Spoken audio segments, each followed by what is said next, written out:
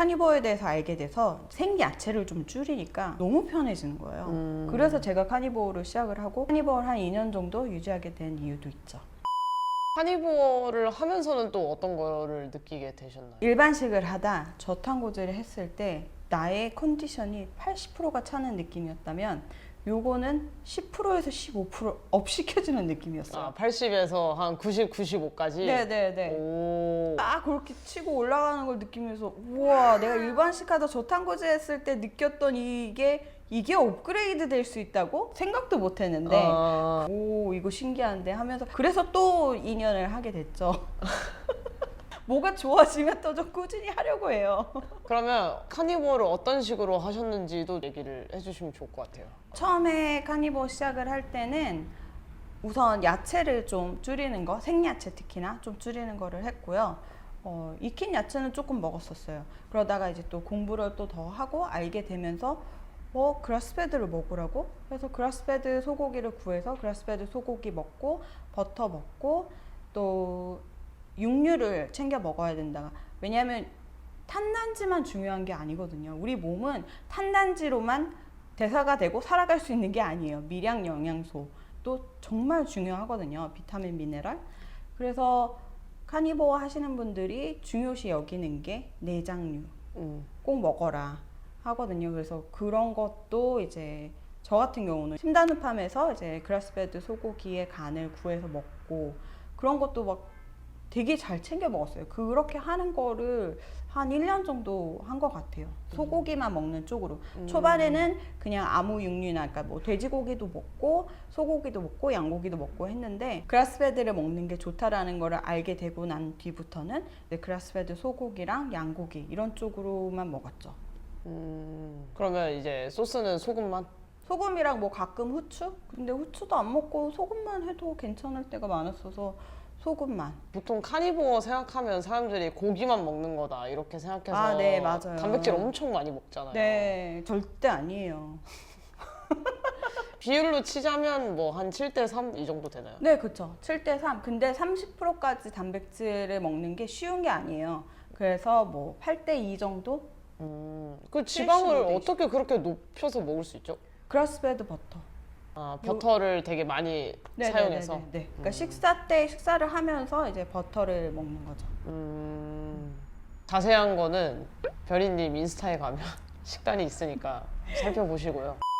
카니버를 오해하시는 게 뭐냐면은 저탄고지잖아요.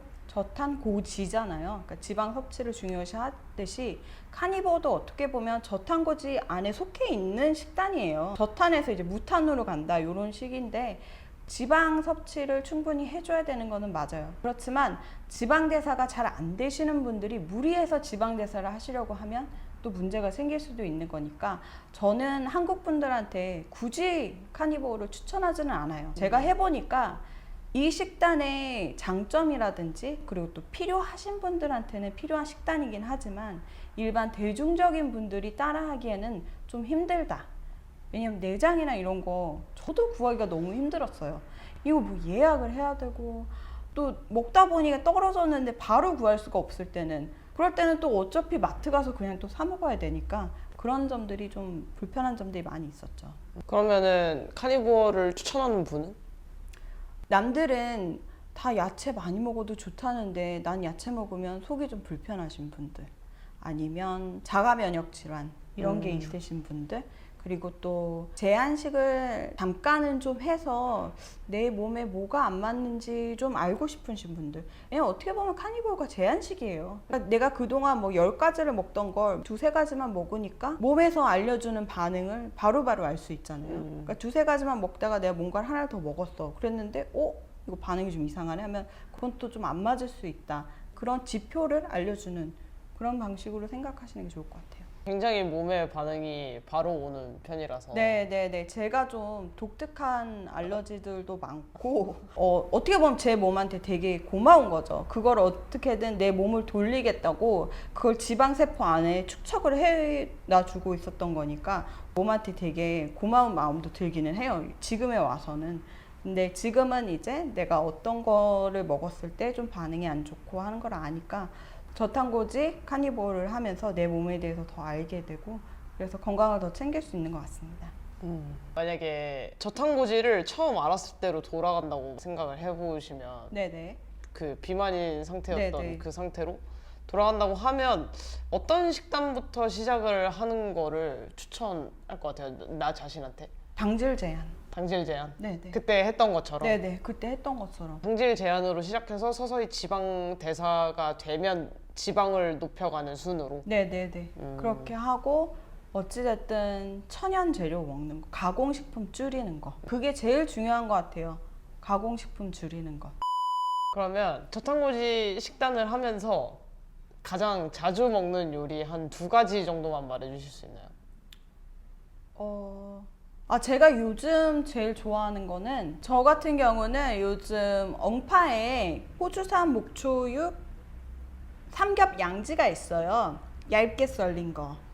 소고기인 거죠? 네네네. 아. 소 양지 삼겹으로 얇게 썰린 거 있는데 그게 그냥 이렇게 휘리릭 볶아서 소금간만 해서 이렇게 먹는 게 그게 제일 편해요. 네, 그거 아니면 뭐 스테이크인데 스테이크는 솔직히 조금 손이 더 가요. 그래서 이런 얇은 고기는 익히기도 빠르고 그냥 대충 볶아서 이렇게 먹어도 맛있고 그거 아니면 카니볼 식단을 좀 타이트하게 할 때는 소고기 가른 거 있잖아요. 간 소고기 이렇게 볶아서 수분이 다 날아갈 때까지 바짝 볶아요. 그러면은 고슬고슬하니 밥 먹는 것 같이 맛있어요.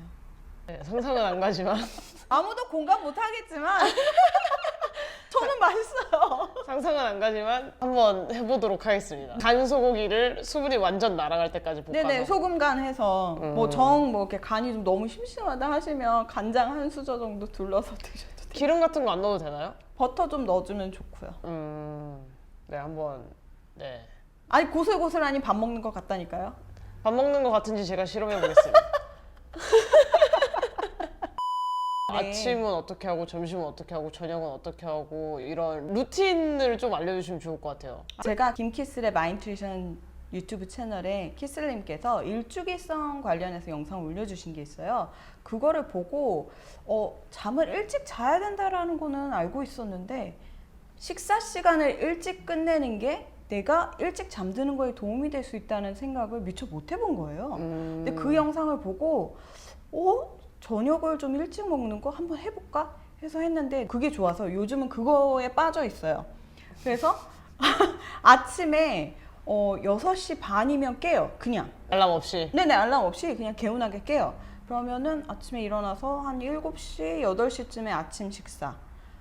처음에 시작할 때는 식사 자체는 안 땡겼어요. 그래서 핫초코를 먹었었고 뭐 여러분들 하시겠다고 하면 잠시만요. 여기 핫초코에 그 당분이 들어간 아니요? 밑대 같은 핫초코를 생각하는 분들이 계실 수도 있어가지고 100% 코코넛 밀크를 이거를 또 냉장고에 넣어가지고 굳혀서 밑에 있는 당분이 들어있는 액체는 버리고 위에 있는 크림만 건져낸 거에다가 100% 카카오 가루를 넣고 물과 소금을 넣은 핫초코를 만들어서 네. 한 잔을 마셨고요. 네네 당분이 들어가지 않은. 당분 절대 안 네네네. 네, 그리고 점심 때 이제 고기랑 야채 조금 볶아서 먹고 저녁에 이제 그냥 카니볼 식단 고기 먹는 거. 식사 시간은 아침은 7시에서 8시. 점심은 12시 반. 그리고 저녁은 5시, 늦어도 6시에 끝내는 걸로. 하고서는 잠을 10시에서 11시에 자는 걸로. 그러고 이제 6시 반에 또 기상하시고 네네네. 이렇게. 네. 카니볼을 하고 90에서 95%까지 찼다 그랬잖아요. 일주기성을 따라하니까 100%까지 가더라고요. 아 그래요? 네. 약간 사이비 종교 같은 느낌이 살짝 있긴 한데. 김키스의 마인트리션 영상 아. 보시면 이해가 가실 겁니다. 그러면 저도 네 조만간 이사하고 챌린지를 한번 해보도록 하겠습니다.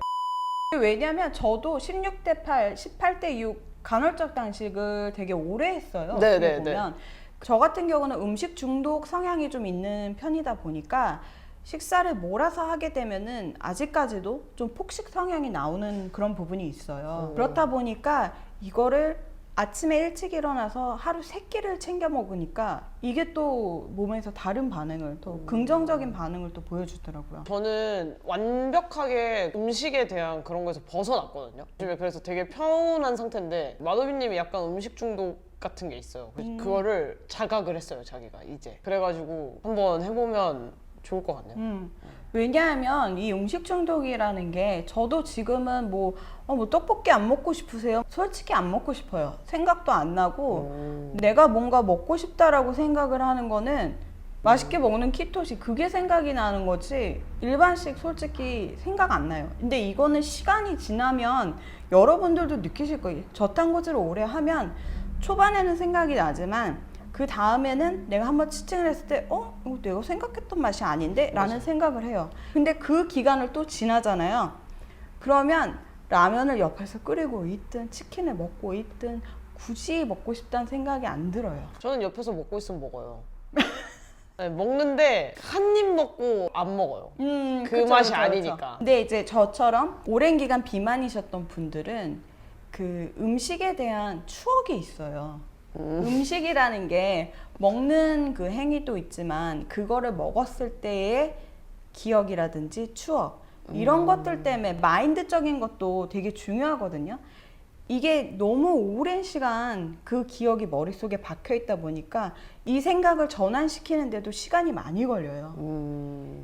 저 같은 경우는 라면을 먹었을 때 여러분들도 라면 냄새 맡으면 예전에 내가 맛있게 먹었던 라면 생각이 나면서 먹고 싶다는 생각이 드는 거잖아요. 그런 연결고리가 조금 있잖아요. 그렇죠. 근데 이 연결고리가 내가 안 먹다 보면 그게 줄어들어요. 희미해지나요? 네, 좀 희미해져요.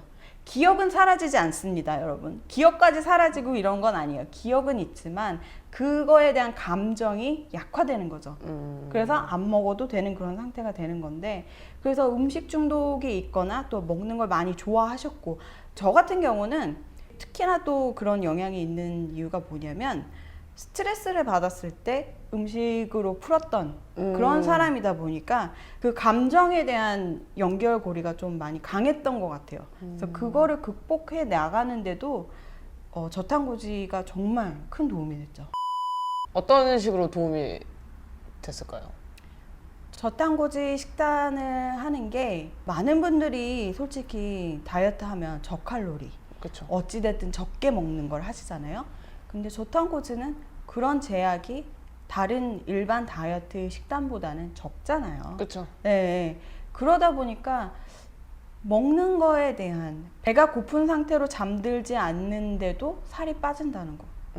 포만감이 있는 상태에서도 살이 빠진다는 거. 건강해진다는 느낌? 컨디션이 올라오는 느낌? 감정 기복이 되게 내가 컨트롤할 수 있는 그런 감정 기복이 된다는 거? 그런 쪽으로. 근데 이게 이제 저탄고지를 하면 내 몸에 필요했던 영양 성분들이 들어오니까 그런 안정감을 주는 게 아닌가. 귀중한 말씀을 많이 해주신 것 같아요. 왜냐면 제가 해드릴 수 없는 부분도 되게 많잖아요. 식단에 그쵸. 관련돼서. 근데 그런 부분에 대해서 되게 말씀을 많이 해주신 것 같아요. 네. 저는 별이님 얘기 들으면서 비만이나 과체중, 고도비만 이런 분들이 별이님 이야기를 듣고 좀 힘을 얻으셨으면 좋겠다라는 네네. 생각을 많이 하게 됐어요. 왜냐면 자기는 체중 감량을 많이 했지만 주변에서 그럼에도 불구하고 뭐라고 하거나 이제 더 빼라고 하는 그 서러움, 아무도 알아주지 않는 이 외로움과 서러움. 그거랑 그렇게 많은 체중 감량을 했을 경우에 당연히 정체기가 오게 되는데 그 정체기가 일반 사람들에 비해서 되게 오래 오는 거잖아요. 네, 몸이 네, 네. 많이 변화했으니까. 그쵸. 네. 근데 그 시기를 견딜 수 있는 그런 마인드나 마음가짐 이런 네, 네. 거 말씀을 잘 해주신 것 같고 그거 보시고 도움을 받으셨으면 좋겠습니다. 네. 그러니까 유튜브라든지 많은 다이어트 책 이런 것들 보면 솔직히 제 입장에서 볼 때는 굳이 살 안 빼도 되실 분들 같은데 그렇게 살 빼다고 하시고 또 살 빼고 또 성공했다고 하네라고 하는데 그 사람의 시작 몸무게만 돼도 좋겠다라고 생각을 너무 많이 했던 사람이니까 그런 정보들은 너무 많은데 정말 과체중, 비만, 고도비만 이런 분들을 위한 정보는 솔직히 많이 없어요. 그렇다고 느끼지 않으십니까?